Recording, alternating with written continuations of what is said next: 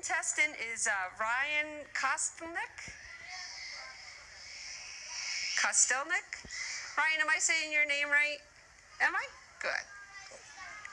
What is it? Kostelnik. Well, that's a mouthful. How are you today, Ryan?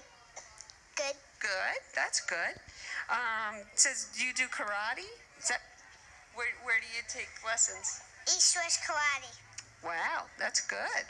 And you like Power Rangers? Is that your favorite show? Is there a Power Rangers show? Yeah. Is there? Yeah. And you like to go camping outside? You like to be outside? Yeah. Yeah? What's your favorite part about camping? I don't know. You don't know? Just like it all, right?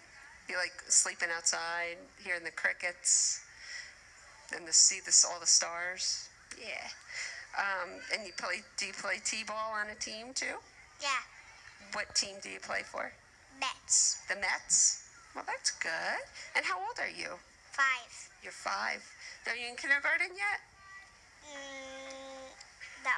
I just graduated. You just graduated kindergarten. So you're going into... No, I just graduated preschool.